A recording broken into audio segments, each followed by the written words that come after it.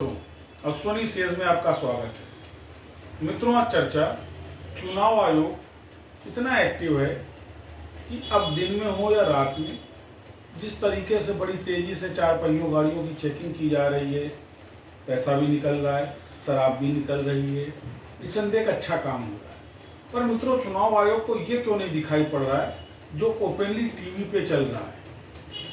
मेरे एक वोट ने 5 किलो राशन फ्री दिया, अगले 5 साल भी मिलेगा, मेरी गारंटी।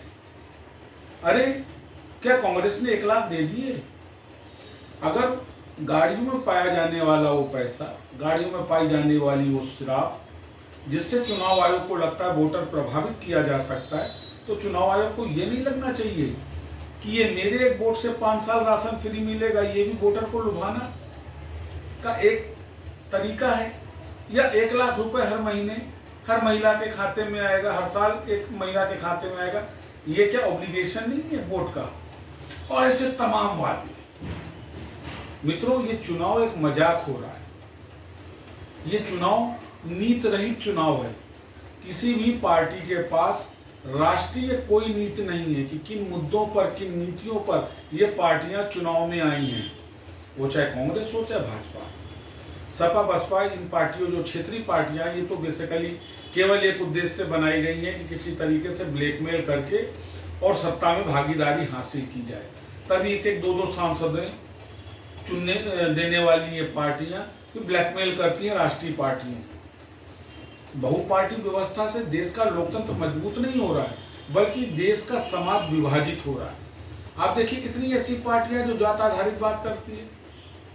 आप बसपा को ले लीजिए, केवल दलित समुदाय, हालांकि उसमें दिखावे के लिए कुछ तथाकथित सवर्ण लोग भी हैं, वो सवर्ण जो अपनी अस्मिता को बेच करके और तिलक तराजू तलवार के आवाहन के बाद उसमें शामिल है, क्योंकि उनका उद्देश्य केवल एक है कि किसी भी तरह सत्ता में भागीदारी की जाए, क्योंकि दलित वोट प्रतिशत वोट ज्यादा है। लेकिन मित्रों, चुनाव आयोग को तो समझना चाहिए कि जब भारत के संविधान में बिल्कुल क्लियरली मेंशन्ड है कि जात, धर्म, भाषा, वर्ग आदि के आधार पर विभेद नहीं किया जा सकता, तो जात और धर्म की राजनीति करने वाली पार्टियों का पंजीकरण क्यों?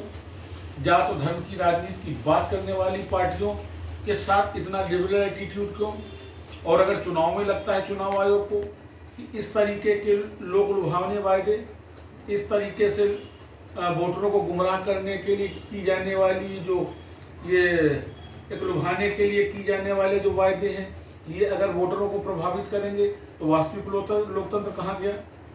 मैं ये नहीं कहता कि गाड़ियों की चेकिंग नहीं होनी चाहिए, नंबर 2 का पैसा जब्त नहीं होना चाहिए, फ्री में बांटे जाने वाली शराब नहीं पकड़ी जानी चाहिए, लेकिन उससे ज़्यादा महत्वपूर्ण ये है कि जो ये नेशनल टेलीविजन पर जो प्रचार चल रहा है, चाहे वो कांग्रेस का हो या भाजपा का, मेरे एक वोट से 5 किलो राशन, 5 साल की गारंटी, 15 लाख महिलाएं लखपति बहन हो गई, हर साल हर महिला को 1 लाख दिया जाएगा, किसानों का कर्ज माफ किया जाएगा। मित्रों, क्या चुनाव आयोग को ये समझ में नहीं आता कि ये क्या है? ये कौन सी राजनीति है? देश के विकास का पैसा, जो देश की जनता की धरोहर होती है सरकार के पास, जो विभिन्न करों के रूप में जनता सरकार को देती है देश के विकास के लिए, अपने विकास के लिए, वो पैसा ये सरकारें ऐसे उड़ाएंगी? और इस बात को संरक्षित करेगा चुनाव आयोग?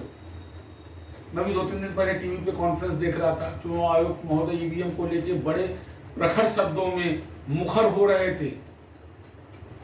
क्या उनको ये नहीं लगता कि ये भी उनका ही विषय क्षेत्र है, उनका कार्य क्षेत्र है? इस तरीके के लोग लुभाने, वादे करने वाली जो मैनिफेस्टो व्यवस्था है, उसके ऊपर नियंत्रण किया जाए। 4 दिन पहले दैनिक जागरण में पूरे पन्ने का विज्ञापन कांग्रेस के एक प्रत्याशी का था। कांग्रेस आई तो ये करेगी, कांग्रेस आई तो हम ये छोड़ देंगे, हम ये माफ कर देंगे, हम ये पैसा देंगे। ये व्हाट इज दिस? ये क्या है? ये क्या वोट की कीमत नहीं निर्धारित की जा रही है? लेकिन चुनाव आयोग को नहीं दिखेगा, क्योंकि अगर विपक्ष इस तरह वोट की कीमत निर्धारित कर रहा है तो सत्ता पक्ष भी कमजोर नहीं है, वो भी अब फ्री बांटने पर उतर गया है। याद करिए फ्री बीज के नाम पे किस तरीके से आप पार्टी का माखौल उड़ाया जा रहा था। अरे दिल्ली को बेच दिया, 200 यूनिट फ्री कर दी, गलत बात थी। तो क्या ये सही बात है? 80 करोड़ को फ्री का राशन, हमारे विकास के पैसे पे आप अपना वोट बैंक बना रहे हैं। अच्छा, उसके बाद तुर्रा क्या कि 30 करोड़ लोगों को हमने गरीबी की रेखा से ऊपर उठा दिया। अगर 80 करोड़ में 30 करोड़ लोग गरीबी की रेखा से ऊपर उठ गए तो अब ये 80 करोड़ कौन है? और मित्रों, मुझे नहीं मालूम आपके शहर में क्या स्थिति है, लेकिन कानपुर की स्थिति ये है कि आज भी सुबह 8 से 10 बजे के बीच में हर गली मोहल्ले में आवाज लगाते हुए लोग घूमते हैं कि मोटा राशन बेच दो। वो राशन रीसेल पे जा रहा है। हमारे विकास के पैसे पे जो राशन लेकर के सरकार जनता को बांट रही है, वो वापस बाजार में बिक रहा है। क्या इज इट जस्टिफाइड? क्या सरकार का नैतिक दायित्व तो नहीं कि इस तरह विकास के पैसे का दुरुपयोग रोका जाए? क्या चुनाव आयोग का नैतिक दायित्व तो नहीं कि इस तरीके से लोगों को लोग लुभावने वादे करके वोट खरीदने की प्रवृत्तियां हैं जो राजनीतिक पार्टियों की, उस पर अंकुश लगे?